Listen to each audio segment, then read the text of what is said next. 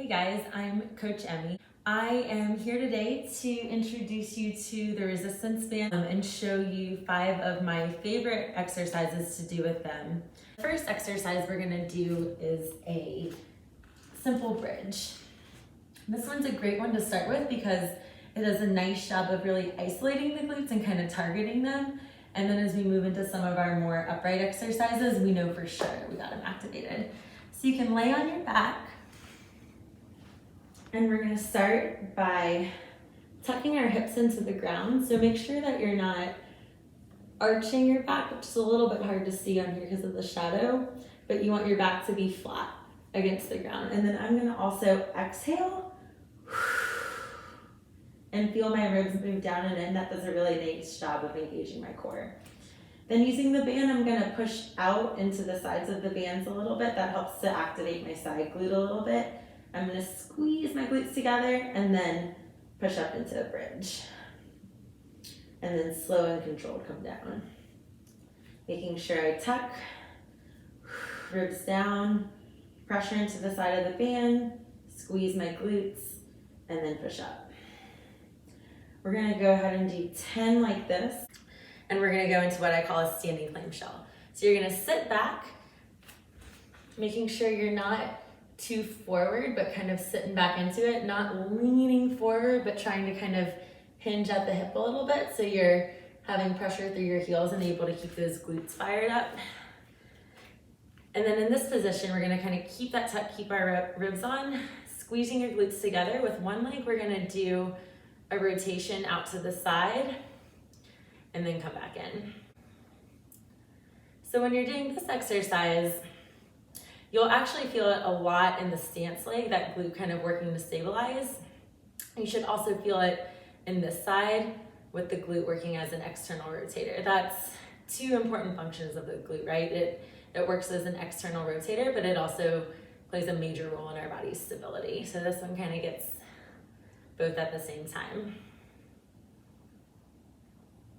I'm trying to kind of keep my foot's coming off the ground a little bit, but notice my foot's staying mostly still. I'm really trying to isolate that movement with my thigh bone. And then we'll go ahead and do 10 on the other side. So I'm shifting my weight now into my other leg.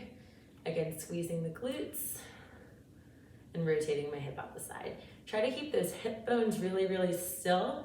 You want to think about your thigh bone moving on your pelvis.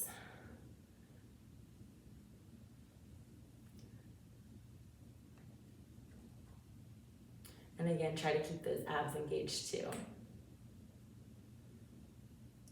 That's 9 and 10. Next one, this is one of my favorite glute activation exercises. It's a lateral toe tap. So we'll shift back into this leg very similarly. You're kind of putting all of your weight in that stance leg. I have a lot of weight through my heel to keep me from using my quads too much, keeping that pressure back. Again, trying to shift backward into the hip, not coming too far forward, not leaning too far forward.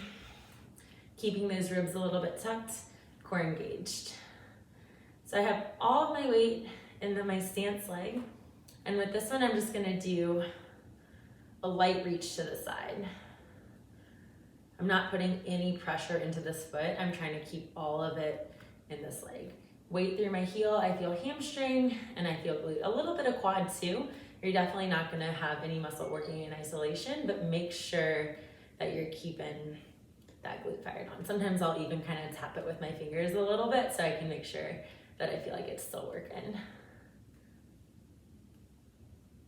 And then we'll switch over and do the same thing on the other side. Weight through your heel, tucking the hips under, pressure through the heel, sinking back, and we'll reach out to the side. Again, when you're running, when you're biking, lifting, kind of doing any type of single leg thing, you really need that glute working to keep the leg stable versus like the knee diving in like that. And this is a really good job of strengthening the muscle for that functional movement. And it's pretty easy to do at home too. If this is too challenging, you can always have something in front of you that you can kind of keep your hands on. Or if you feel like you can't not shift your weight, just try to go down to like a lighter resistance. And this is a great precursor to one of the most classic band exercises that I'm sure some of you guys have done before, which is the monster walk. When you do the monster walk, you want to think about kind of using that back leg to push a little bit, and you also want to make sure you keep your hips nice and even. So a lot of times I'll see people kind of going like this or kind of rocking. You want to stay pretty level, again, kind of keeping those ribs on, weight through the heel, pushing from that back leg, keeping it smooth and steady as you go. This might be one that some of you guys can handle two bands on. Having one above the knee and then one at the ankle can make it a little bit more challenging. And it really works your glutes. So I'm in a tiny New York apartment. For those of you with a tiny New York apartment, you can go back and forth a couple times. If you have a bigger home, just kind of down and back across like a hallway or something is a good amount of distance to aim for. And then our last exercise is kind of similar to those lateral toe taps. It's called the glute clock, I guess. So we'll shift back into that stance leg. This time, instead of just going straight to the side, we're gonna go in a couple of different directions. So we can reach forward tap, side tap, back at an angle tap, straight back tap, and then curtsy tap. So you're not quite getting, all the times of the clock, but you're getting a lot of them. And this is, again, kind of challenging that glute muscle to stabilize in different planes of motion by adding that different torque in different directions. It forces different fibers of the muscle to work.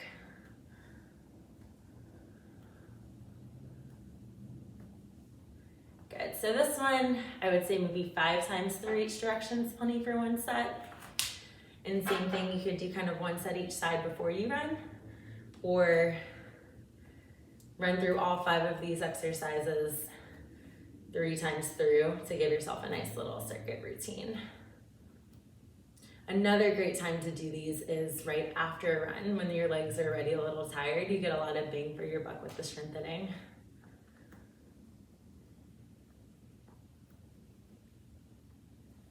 I'll go one more time.